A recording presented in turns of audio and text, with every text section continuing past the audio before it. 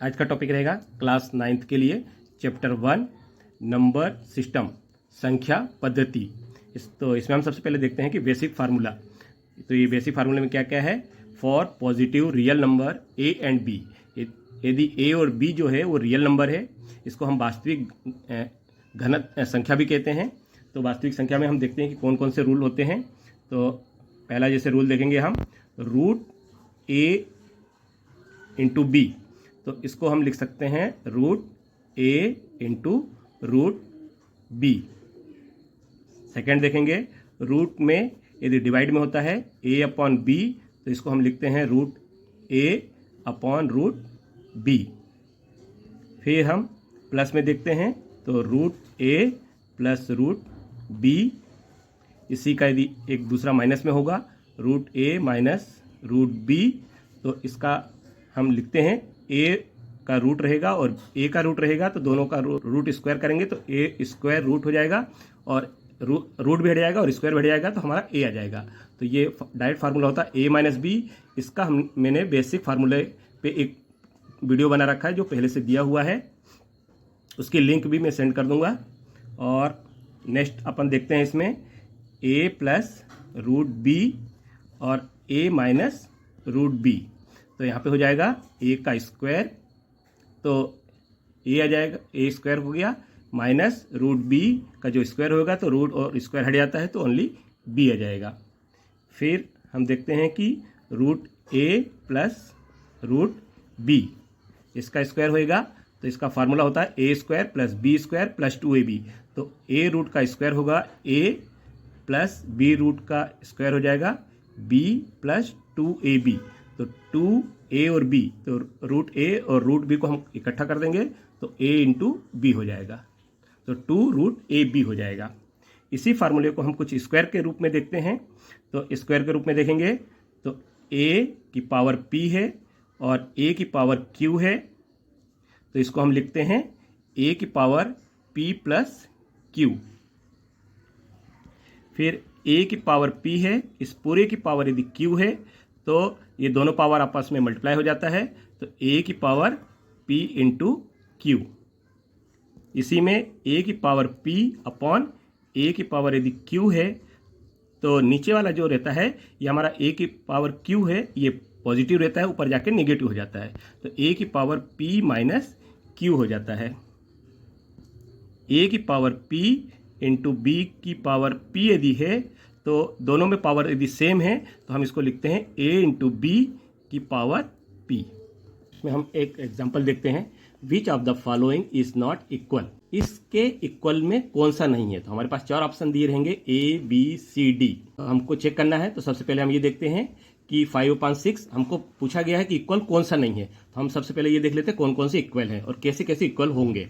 तो 5/6 जो हमारे पास दिया है रूट माइनस 1/6, तो इसका हमारे पास एक फार्मूला होता है a की पावर माइनस p होगा, तो इक्वल टू 1/a की पावर p हो जाएगा। तो इसको हम माइनस को नीचे लिख के प्लस कर देते हैं, तो 1/5/6 a की पावर 5 इंटू 1/6 हो जाएगा। तो ये हमारा मैच हो रहा है b से, तो यहाँ पे हमारा ये b से मैच हो गया।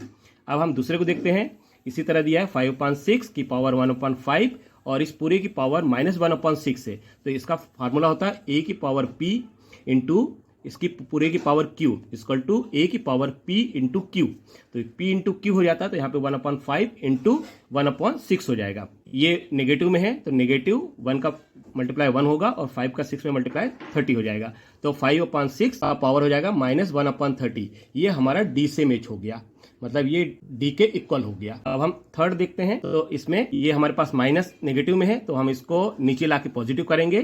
तो इसका पॉजिटिव का फार्मूला होता है हमारे पास a की पावर माइनस p है, तो इसका फार्मूला होता है 1/a की पावर p। तो ये हो जाएगा 1/5/6 की power 1/30।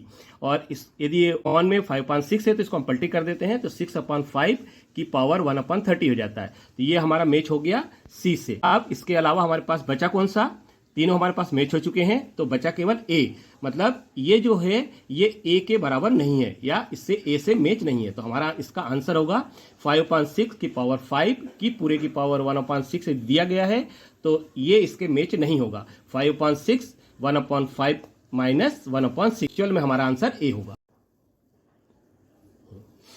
Question number 10, 2√3 plus √3 is equal to. अब हमको ये देखना है कि इसमें से जो 4 ऑप्शन दिए गए हैं उसमें से कौन सा इक्वल है।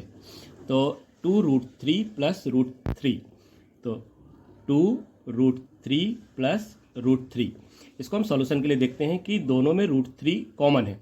तो √3 यदि कॉमन कर लेंगे तो इसमें से 2 बच जाएगा, इसमें से +1 हो जाएगा। तो इसको हम लिख सकते हैं √3 × 3, या लिख सकते हैं 3√3। तो इसका आंसर हो जाएगा C। तो 2√3 प्लस √3 का आंसर C हो जाएगा 3√3। Question number 11, √10 × √15 is equal to. तो हम ये इसमें देखते हैं कि √10 और √15 जो है किसके इक्वल है। तो इसका आंसर है में आएगा, 4 पॉइंट दिए गए हैं, ए में 6√5, बी में C और D। तो इन चारों में से हम देखते हैं किसका आंसर आएगा। तो सबसे पहले देखें कि √10 और √15 जो है इसको हम कैसे छोटे छोटे इसके पार्ट में बांट सकते हैं।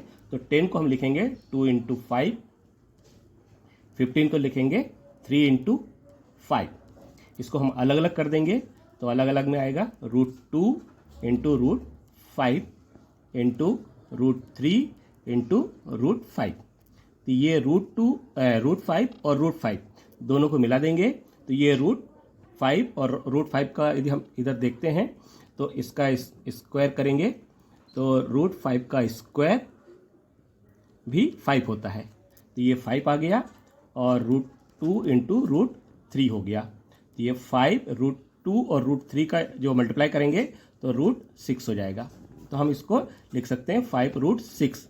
तो हम देख रहे हैं कि √10 × √15 किसके इक्वल है, 5√6 के। तो इसका आंसर B होगा। Question 15, the value of √32 plus √48 oblique √8 plus √12 is equal to. तो इसकी वैल्यू क्या है। तो A, B, C, D ये चारों में से हम देखते हैं कि इसकी वैल्यू क्या है। इसका सॉल्यूशन देखेंगे, हमारे पास है √32 प्लस √48 √8 प्लस √12। तो इसके हम फैक्टर निकालते हैं। तो 32 के फैक्टर निकालेंगे 4 × 4 × 2, 4 जा 16 × 2 32। तो 4 × 4 × 2। ऐसे 48 के भी निकालेंगे तो 4 × 4 × 3 48, 8 का 2 × 2 × 2 प्लस 12 का 2 × 2 × 3। तो यहाँ पे 4 कॉमन है, यहाँ पे भी 4 है, तो इसको हम 4 को स्क्वायर लिख सकते हैं × 2, इसका रूट हो जाएगा। यहाँ पे भी 4 कॉमन है तो 4 का स्क्वायर × 3 ऑब्लिक यहाँ पे 2 स्क्वायर लिख लेते हैं तो 2 का स्क्वायर × 2 प्लस 2 का स्क्वायर × 3। तो 4 का स्क्वायर यदि रूट में से हम बाहर करते हैं तो ओनली 4 आएगा, 4√2 हो जाएगा प्लस 4√3 हो जाएगा अपॉन यहाँ पे 2√2 हो जाएगा, यहाँ पे √2 और √2 × √3 हो जाएगा। अब हम देखते हैं कि दोनों में से कॉमन क्या क्या हो रहा है। तो 4 दोनों में से कॉमन हो जाएगा तो √2 प्लस √3, यहाँ पे 2 कॉमन हो जाएगा तो 2√2 प्लस √3। तो ये √2 प्लस √3 और √2 प्लस √3 ये कैंसिल हो जाएगा। 2 से 4 कैंसिल हो जाएगा तो 2 आएगा, तो इसका आंसर हो जाएगा 2। तो हम देखते हैं कि √32 प्लस √48 ऑब्लिक √8 प्लस √12 का जो आंसर होगा वो 2 होगा। तो 2 इसमें हमारे बी में दिया है तो बी का आंसर होगा।